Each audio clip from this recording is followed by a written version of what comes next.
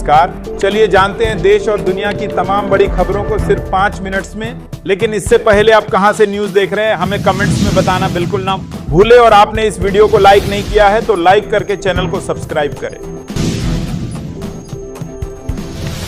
Israel अपने pilot को वापस बुलाए, युद्ध विराम का उल्लंघन करने पर फूटा ट्रंप का गुस्सा।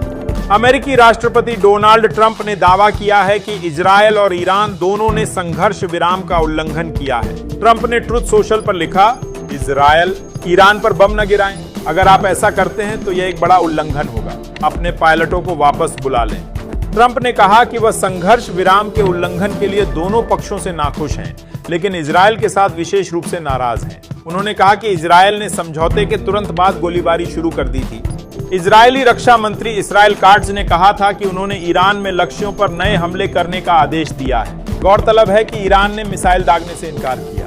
भारतीय समयानुसार मंगलवार तड़के अमेरिकी राष्ट्रपति डोनाल्ड ट्रंप ने ऐलान किया है कि दोनों देशों के बीच पूर्ण सीज फायर की सहमति बन गई है। ट्रंप ने बताया कि ईरान और इजरायल मिडिल ईस्ट में शांति बहाल करने के लिए राजी हो गए हैं। ट्रंप ने social media platform truth social पर पोस्ट कर लिखा, बधाई हो सभी को, ईरान और इजरायल ने सीज फायर पर सहमति बना ली है। सीज फायर 6 घंटे के भीतर शुरू होगा और ईरान को पहले इसे पालन करना होगा। जैसे ही ईरान सीज फायर का पालन करेगा, अगले 12 घंटे में इजरायल भी इसमें शामिल हो जाएगा। 24 घंटे बाद औपचारिक तौर पर युद्ध को समाप्त माना जाएगा। बता दें कि 13 जून की सुबह इजरायल ने ऑपरेशन राइजिंग लायन नामक सैन्य ऑपरेशन चलाया। इस ऑपरेशन का उद्देश्य था कि किसी भी हाल में इजरायल को परमाणु हथियार बनाने से रोकना है। इसके लिए इजरायल की ओर से ईरान के परमाणु ठिकानों पर हमले किए गए। ईरान इजरायल सीज फायर के बाद क्या खाड़ी से आने वाली है तेल की बाढ़, भारत की कैसे हो गई चांदी। ईरान और इजरायल के बीच 12 दिनों के संघर्ष के बाद सीज फायर से तेल बाजार में एक अजीब स्थिति पैदा हो गई है। युद्ध की वजह से होर्मुज जलडमरू मध्य के बंद होने की आशंका थी। इससे तेल की कीमतों में भारी उछाल आने के आसार थे, लेकिन वास्तविकता बिल्कुल उलट है। फारस की खाड़ी से कच्चे तेल की बड़ी लहर उठ रही है। यह लहर ऐसे वैश्विक तेल बाजार में प्रवेश कर रही है जो पहले से ही तेल से लबालब है। इसी वजह से ब्रेंट क्रूड मंगलवार को $70 प्रति बैरल से नीचे चला गया। उत्तरी गोलार्ध यानी नॉर्दर्न हेमिस्फेयर में गर्मी का मौसम तेल की मांग को थोड़ा बढ़ा देता है, लेकिन इसके बाद तेल की अधिक सप्लाई की समस्या और भी स्पष्ट हो जाएगी। तेल की कीमतें बहुत तेजी से गिरने वाली हैं। इस युद्ध ने 2025 ही नहीं बल्कि 2026 में भी तेल की मांग और सप्लाई के बीच के अंतर को और बढ़ा दिया है। यह और बात है कि भारत के लिए यह स्थिति अच्छी है। कच्चे तेल की कीमतों का घटना भारत के लिए हमेशा अच्छा। भू राजनीतिक अस्थिरता कारोबार और पर्यटन के लिए अच्छी नहीं है। इससे तेल की खपत में बढ़ोतरी और भी कम हो जाएगी। खासकर मध्य पूर्व में इसका असर ज्यादा दिखेगा। लेकिन सबसे बड़ा बदलाव तेल की सप्लाई में देखने को मिल रहा है। बाजार में तेल की भरमार है। ईरान भी पहले से ज्यादा तेल का उत्पादन कर रहा है।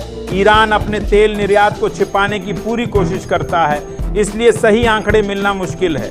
फिर भी सैटेलाइट तस्वीरों और जहाजों से मिले डेटा से पता चलता है कि ईरान का तेल उत्पादन इस महीने 35 लाख बैरल प्रतिदिन से ऊपर पहुंच जाएगा। यह पिछले 7 सालों में सबसे ज्यादा होगा।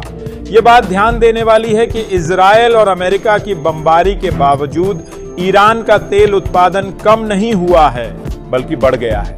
राष्ट्रपति डोनाल्ड ट्रंप ने 2 बातें स्पष्ट कर दी हैं। वह तेल की कीमतों को $70 प्रति बैरल से ऊपर नहीं जाने देना चाहते।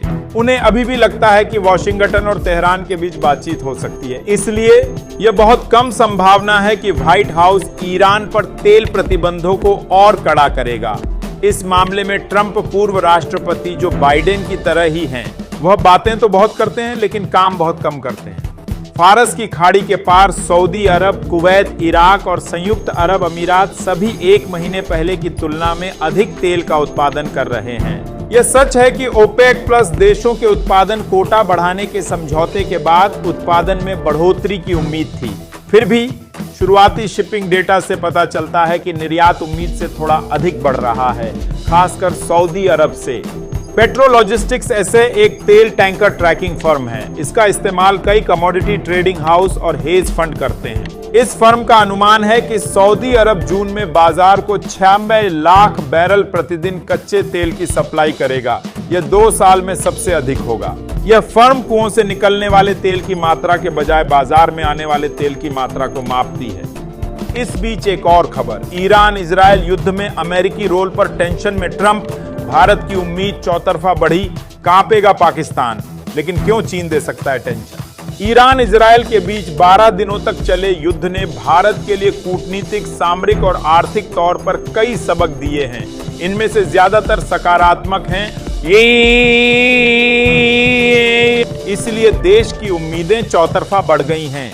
वहीं पहलगाम में आतंकी हमले की साजिश के मास्टरमाइंड रहे पाकिस्तान के सेना प्रमुख असीम मुनीर अमेरिकी राष्ट्रपति डोनाल्ड ट्रंप के साथ लंच करके जो गदगद नजर आ रहे थे, उन्हें भविष्य में भारतीय सशस्त्र सेना से हमेशा डर कर रहने की सबक भी मिल चुकी है। क्योंकि ईरान इजरायल के बीच 12 दिनों तक जिस तरीके से युद्ध लड़ा गया है और उसमें ट्रंप की वजह से अमेरिका की जो किरकिरी हुई है, उससे आने वाले दिनों में जियोपॉलिटिक्स में बहुत बड़े बदलाव की बीज पड़ चुकी है, जिसमें भारत और चीन के लिए संभावनाओं की भरमार दिख रही है। अमेरिका के ईरान पर किए गए हमले को लेकर न्यूज एजेंसी CNN और न्यूयॉर्क टाइम्स ने एक रिपोर्ट छापी है। इसके अनुसार अमेरिका ने ईरान के 3 परमाणु केंद्रों फोर्डो, इस्फहान और नतांज में जो हमला किया था, वह पूरी तरह से सफल नहीं रहा। CNN की रिपोर्ट के अनुसार अमेरिकी सैन्य हमलों के बाद भी ईरान का परमाणु कार्यक्रम पूरी तरह से नष्ट नहीं हुआ है। यह जानकारी अमेरिका के खुफिया विभाग के एक शुरुआती आकलन में सामने आई है। हमले का आकलन कर रहे 2 लोगों ने बताया कि ईरान के यूरेनियम के भंडार को नष्ट नहीं किया जा सका। एक व्यक्ति ने कहा कि सेंट्रीफ्यूज काफी हद तक कायम है। एक अन्य सूत्र ने बताया कि खुफिया जानकारी के अनुसार अमेरिकी हमलों से पहले ही यूरेनियम को ईरान ने अपने स्थान से हटाकर सुरक्षित जगह पर पहुंचा दिया था। हालांकि अमेरिकी राष्ट्रपति डोनाल्ड ट्रंप अमेरिकी मीडिया के इन दावों को फेक बता रहे हैं। लेकिन इतना तो तय है कि भारत पाकिस्तान के बीच ऑपरेशन सिंदूर के दौरान सीज फायर का एक तरफा दावा करने वाले ट्रंप की अंतर्राष्ट्रीय छवि इस घटना से और भी खराब हुई है और भारत का स्टैंड अब और ज्यादा मजबूती से स्थापित हुआ है। प्रधानमंत्री नरेंद्र मोदी कनाडा से लौटते वक्त वॉशिंगटन में उतरने के ट्रंप के अनुरोध को सिरे से खारिज करके पहले ही संदेश दे चुके हैं कि ट्रंप भारत के द्विपक्षीय मामलों में चौधरी बनने की उम्मीद छोड़ दें।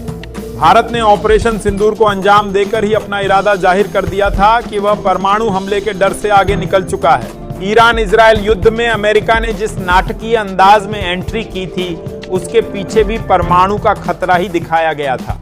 लेकिन अब अमेरिकी मीडिया ही बता रही है कि ट्रंप परमाणु हथियार की संभावनाओं को सच में मिटाने से ज्यादा अपनी छवि चमकाने में लगे हुए हैं।